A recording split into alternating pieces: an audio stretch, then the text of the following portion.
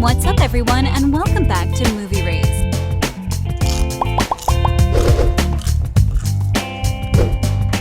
Well, if you didn't have enough of Daniel and Johnny in the 1984 classic The Karate Kid, then they're back at it again, and this time in a brand new series. And as you know, we were able to watch it on YouTube Premium all this time.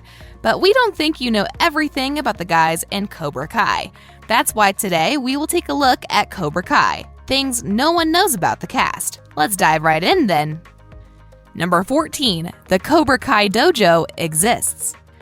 At first, we thought it was a stage they built, which would closely resemble the actual dojo from the movie, but then we found out that this place actually exists. All of the scenes are not shown in the studio where the rest of the movie is shot. In fact, during the blooper reel, we saw a scene in the dojo where a siren could be heard in the background. Although it ruined the entire shot, the cast did get a few laughs from it, and we found out that it's not actually a studio. It's not all in vain, folks. Oh my God. What a bunch of pussy. Number 13, Mary Mouser did the epic spin kick with the help of a wire. You know that cool cafeteria fight scene where Samantha and Bobby take on Hawk and his gang? Well, the whole fight scene starts when Samantha jumps off the back of one of the guys and then spin kicks 3 guys in the face. Although it looked cool, in reality, the scene went much differently. She did jump off the chair, climb on that big guy's shoulders, and then spin kick the crap out of them, but she had some help. Initially, she smashed that like button if you haven't done so already, but no, in all fairness, she was tied to a wire that helped her stay in the air longer and aided the jump. You know what? We liked it better without the magic. You know, as much as I would love to watch you and your childhood karate rival duke it out, I kind of don't want to get any blood on the patio. So what do you say we try to resolve this over some breakfast instead? Number 12. Ralph Macchio got choked up when filming Cobra Kai. There are many serious and sad scenes throughout Season 1 and Season 2 of Cobra Kai, and there's one in particular that even made Ralph Macchio shed a few tears when they were done filming. When Daniel rebuilds Miyagi-Do, there was a rush of emotions he felt right there on the stage. The reason being, the actor that played Master Miyagi in the original The Karate Kid had actually passed away. Both the director, John Avildsen, and producer, Jerry Weintraub, were no longer with them, so the scene caught him off guard. It must have been really hard for him to film the scene, knowing how close the cast and crew were. No, what the hell are you talking about? Oh, my guidance counselor says that certain words perpetuate this sexist worldview that could trigger— Quiet! Number 11, the Johnny Lawrence story. There's a little-known fact about the opening scene of Cobra Kai. Almost all of the footage shown in the clip has not been shown in the actual movie. The filmmakers were given the permission to rummage through director John Avildsen's outtakes from The Karate Kid. This is how they created the touching story about Johnny Lawrence that not many people knew about. They had us look into the struggles that the character had to go through, instead of seeing him as a ruthless a-hole that used illegal techniques in the last fighting scene. You know what? You're right. I'm gonna go down there and beat their asses. No. Number 10, the crane kick doesn't exist in karate. And while we're on the subject of the last scene in The Karate Kid, we should mention that the crane kick doesn't really exist in karate. It was invented by the director. It just sort of came to him. The character could only use one of his legs and no arms, so he thought that by giving Johnny a face kick while standing on one foot would be pretty epic. Even though it doesn't actually exist in real life, the crane kick was used in a ton of scenes throughout Cobra Kai, and it's Johnny Lawrence that taught it to the students. He did it just so he could piss Daniel LaRusso off. You guys got any ketchup? Yeah. Get it yourself.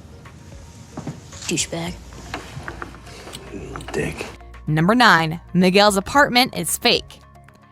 It came as a shock to us at first, but then we thought, hey, it's a TV/YouTube series. They're not going to shoot the scenes in an actual home. That would be insanely impractical. But yeah, actor XOLO MARIDUENA said that everything about the apartment is fake. The doors lead to nowhere, and the building is just a prop for the movie. So now you know why they don't move around too much during filming. Number 8, Miguel had a beam tied to his waist when he fell. One of the coolest fight scenes is the one at the end where Miguel and Robby brawl it out until the end, literally. While the girls are fighting one another, Miguel and Bobby are throwing punches left and right. When Miguel finally has his opponent on the ground, we thought it's over for Bobby, but the odds change. They change drastically. In the nick of time, Bobby managed to get up and kick Miguel off the balcony. He fell in slow motion, and he smashed his spine on the stairs armrest.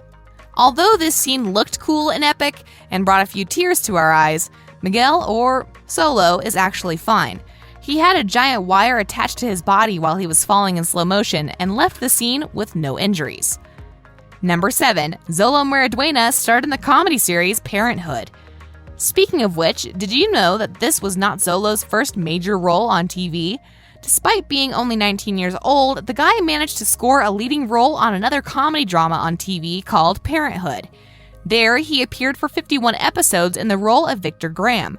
He was the show from 2012 until 2015. This means that this guy was only 11 when he got the part. Number 6. Miguel's makeup took hours to put on. Remember that iconic skeleton makeup that Miguel wore on the show? Well, even though it looks like amateurs did it, it was actually a giant pain in the behind. The actor had to sit for 1.5 hours in the makeup chair just to get it done. The only thing that took that long for the first few tries, when the makeup artist got the hang of it, he managed to do it in less than half an hour. And many people dress up as a skeleton and perform Cobra Kai pranks on strangers. You can check it out online. There's a whole compilation of them on YouTube. Number 5. Mary suffers from type 1 diabetes. We bet you didn't know this, but it's true. In fact, we're going to tell you another little secret about the cast. So it's going to be like 16 facts now. Mary Mouser has a YouTube channel where she has 100,000 subs. And this is where she opened up about how she's managed to live 10 years with type 1 diabetes. From the diagnosis to the life decisions that she's had to make and the tearing up near the end, it's all in video format. And we will just say that we encourage Mary to keep up the good job. We can only assume how hard it must have been for a 10-year-old girl not to be able to eat cake. Number 4. The actors know karate. Yeah, it's not just the old actors that trained karate for the 1984 movie. Of course, we know that Ralph Macchio has trained karate before appearing in the movie. But what about these new guys? Do they know karate? Yes, they do. Almost all of them has had some karate in the past. In fact, Tanner Buchanan, that plays Robby Keene, and Jacob Bertrand, that plays Eli Hawk Moskowitz, are actually the best on the show. Number 3. Tanner kicked XOLO in the face and there was blood. While filming a fight scene, there's bound to be some crazy thing going on, and accidents are not out of the game. In fact, when Tanner was doing a high kick, he managed to kick XOLO straight in the face. He didn't feel it at first because of the adrenaline, but then he felt the taste of blood in his mouth. It was at this point that he realized one of the metal strings was halfway in his cheek. Number 2. Eli Hawk's mohawk is freaking real, but the tat is fake. The kid that everyone made fun of the scar on his lip finally had enough one day. When they all signed up for karate lessons at the Cobra Kai dojo, the coach just wouldn't stop making fun of him. The guy almost cried in front of everyone, and when Johnny suggested that he should get people's attention off the lip, he took it to the extreme. The next day, he came into the dojo looking like a gang member. He had a huge mohawk and he dyed it blue, and you should just know that it's not a wig. That's Jacob Bertrand's actual hair, but the giant hawk tattoo on his back? Yeah, that one's fake. Would you imagine getting a mohawk hawk tattoo on your back for a role? Number 1. The Karate Kid headband was created by accident.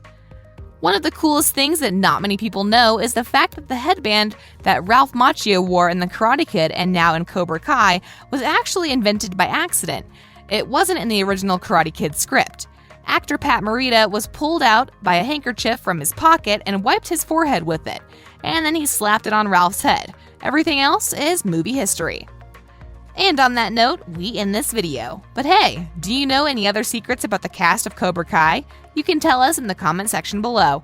If you'd like more videos like these, don't forget to subscribe to our channel and hit the bell icon so you never miss any of them. And as always, thanks for watching, guys.